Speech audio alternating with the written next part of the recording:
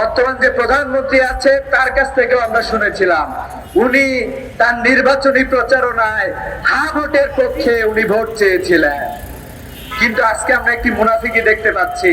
আপনাদের কর্মী ইলিয়াস আলীকে গুম করা হয়েছিল, তার রক্তের সাথে আপনারা গাদ্দারি করছেন।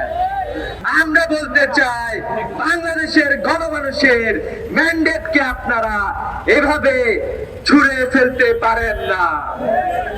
জনগণের উইল সংবিধানের চেয়ে বড়।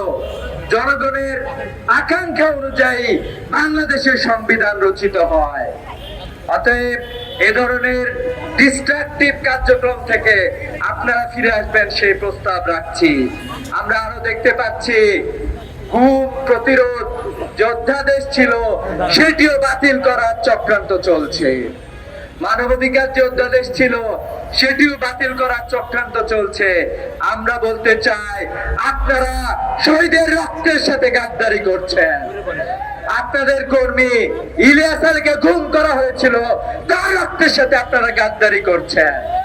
বর্তমানে স্বরাষ্ট্রমন্ত্রীকে দেখছি উনি খুবই বিভিন্ন ধরনের সংবিধানের বিষয়গুলো সামনে নিয়ে আসার চেষ্টা করছেন, অধ্যাদেশগুলো বাতিল করার চেষ্টা করছেন। আমরা বলতে চাই আপনি আপনার অতীত থেকে শিক্ষা গ্রহণ করুন। আমরা এখনো বর্তমান যে প্রধানমন্ত্রী আছে তার কাছ থেকে আমরা শুনেছিলাম উনি তার নির্বাচনী প্রচারণায় হা ভোটের পক্ষে উনি ভোট চেয়েছিলেন, কিন্তু আজকে আমরা একটি মুনাফিকি দেখতে পাচ্ছি। হা ভোটের পক্ষে উনি ক্যাম্পেইন চালাইলেন, কিন্তু তার দল অবস্থান গ্রহণ করেছে না ভোটের পক্ষে। অর্থাৎ জুলাই সনদ তারা বাস্তবায়ন করতে চায় না। প্রধানমন্ত্রী এখনো তার মুখ দিয়ে কোনো কিছু বলেন নাই। আমরা এটা বিশ্বাস করতে চাই যে স্বরাষ্ট্রমন্ত্রী তার জায়গা থেকে কথা বলেছে। প্রধানমন্ত্রী সহ বর্তমান সরকারের যারা সংসদে গিয়েছেন তারা জনগণের যে ম্যান্ডেট রয়েছে সেই ম্যান্ডেটকে অবশ্যই পাশ করে নিয়ে আসবেন। আপনারা এটা করতে বাধ্য থাকবেন।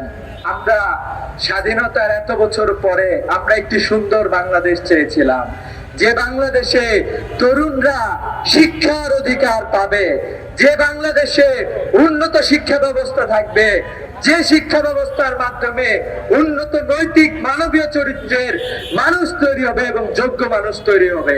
কিন্তু আমরা দেখছি সেই শিক্ষা ব্যবস্থা